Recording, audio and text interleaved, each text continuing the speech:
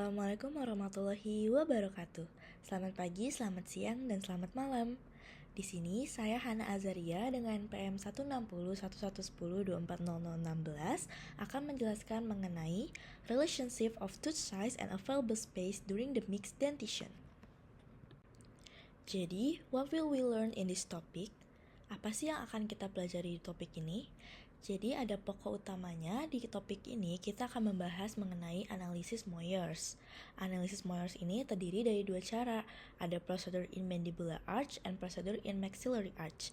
Nah, kita akan membahasnya satu persatu di slide selanjutnya. Nah, sebelum kita mempelajari lebih jauh mengenai prosedur analisis Moyers, di sini kita harus mengetahui lebih dulu nih, apa sih analisis Moyers itu? Analisis Moyers adalah metode prediksi dalam kedokteran gigi ortodontik yang digunakan untuk menilai kecukupan ruang di lengkung gigi anak dalam fase gigi campuran atau mixed dentition, yaitu saat gigi susu dan gigi permanen ada bersamaan. Nah, tujuannya untuk apa sih?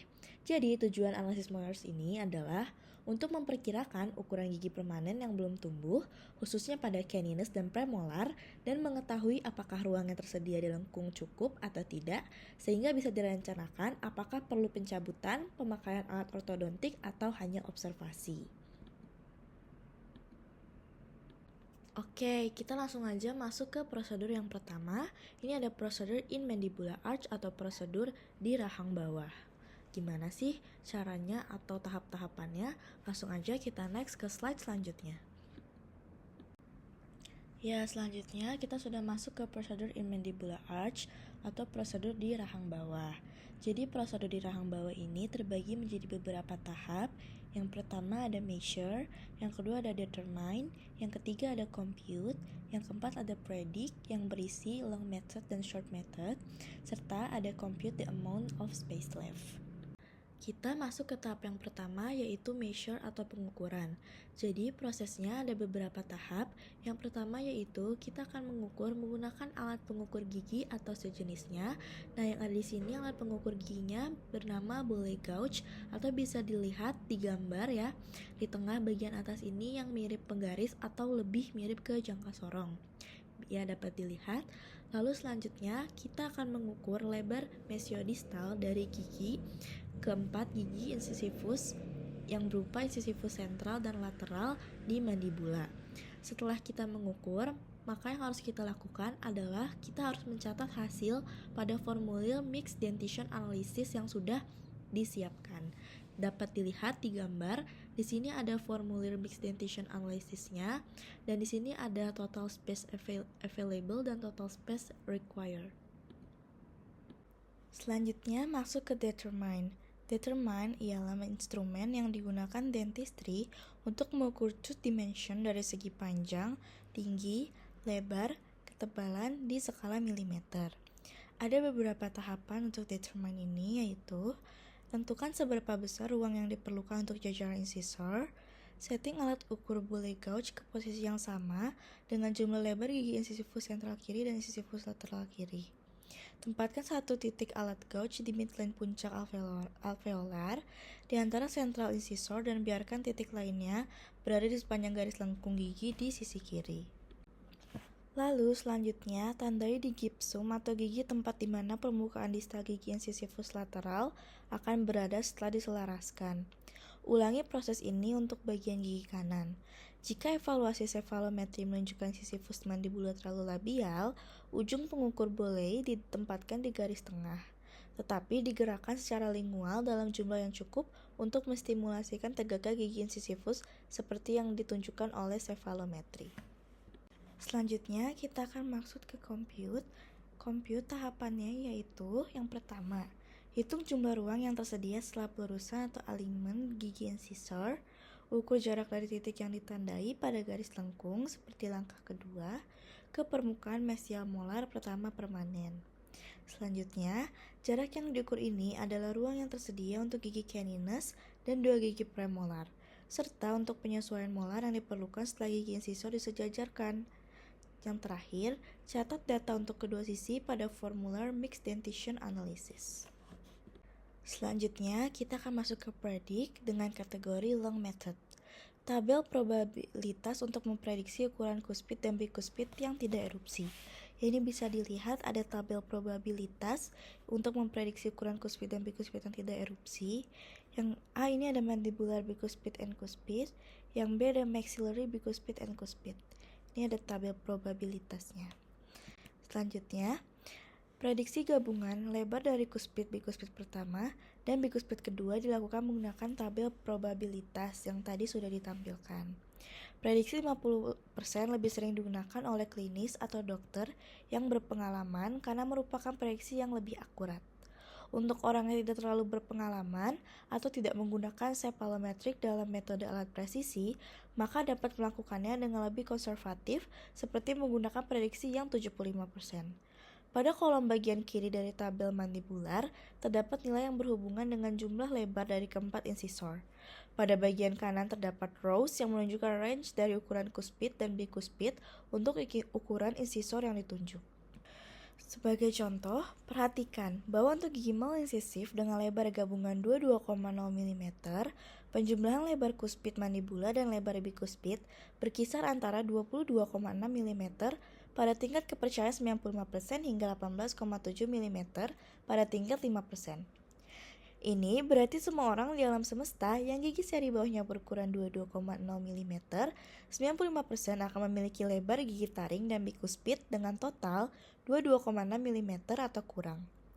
Nilai pada tingkat 75% dipilih sebagai perkiraan, karena dianggap paling praktis dari sudut pandang klinis dan yang paling logis. Sebagai contoh, yang berarti bahwa 3 kali dari 4 gigi taring dan bikuspit akan berjumlah 21,4 mm atau kurang. Sehingga hanya 5 kali dalam 100 gigi ini akan lebih dari 1 mm lebih besar dari perkiraan yang dipilih, yaitu 21,4 mm. Jika secara teoritis, seseorang harus menggunakan tingkat probabilitas 50% karena setiap kesalahan kemudian akan didistribusikan secara merata dan secara klinis. Bagaimanapun, kita membutuhkan lebih banyak perlindungan di sisi bawah atau crowding daripada yang kita lakukan pada sisi atas atau spasi. Selanjutnya, kita masuk ke predik kategori short method. Metode yang lebih pendek dan kurang akurat. Tidak memungkinkan dimorfisme seksual dengan akurasi yang sama. Tahapan dari short method ini adalah yang pertama, menambahkan lebar gigi seri rahang bawah lalu dibagi dengan 2. Yang kedua, untuk nilai yang diperoleh, tambahkan 10,5 mm untuk memprediksi gabungan lebar gigi taring dan bikuspit mandibula dan 11,0 mm untuk memprediksi lebar gabungan dari gigi taring bikuspit rahang atas. Setelah menggunakan metode long or short, catat nilai estimasi untuk lebar kuspit dan bikuspit gabungan dalam setiap mixed dentition analysis form untuk kedua sisi dan setiap lengkung. Ya, jadi setelah kita tadi mengetahui tentang metode long or short, kita harus mencatat nilai estimasinya di mixed dentition analysis form ya, yang sebelum-sebelumnya udah ditampilkan.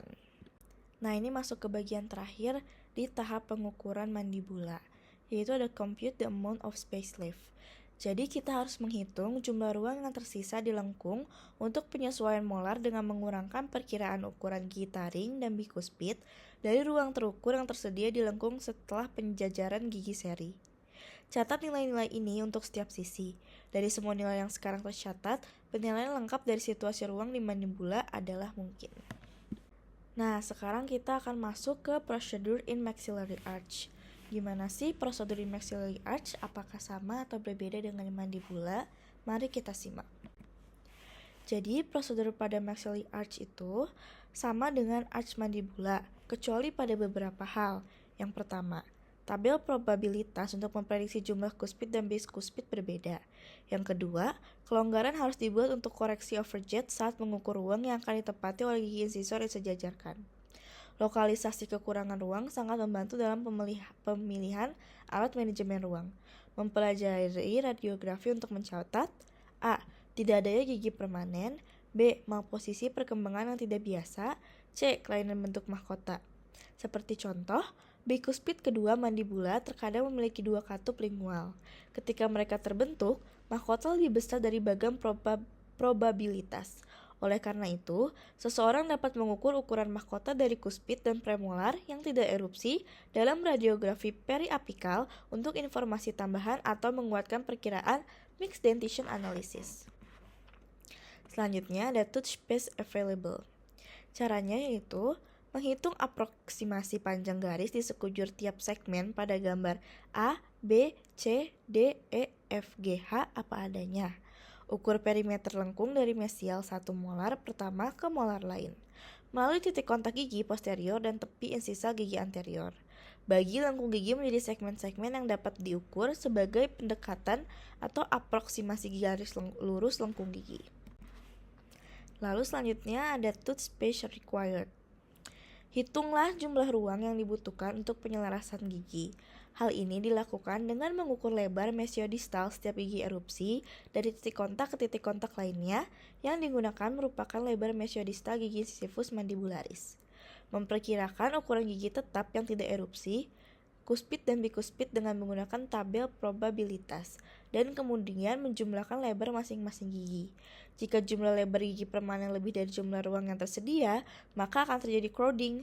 Jika ruang yang tersedia lebih besar dari ruang yang dibutuhkan atau ada ruang berlebih, akan terbentuk celah di antara beberapa gigi. Ruang yang tersedia dikurangi ruang yang dibutuhkan sama dengan akan memberikan kita kecukupan atau ketidakcukupan ruang untuk memposisikan gigi sesuai dengan arcus dentalis. Baik, sekian presentasi yang dapat saya sampaikan. Lebih kurangnya mohon maaf. Terima kasih.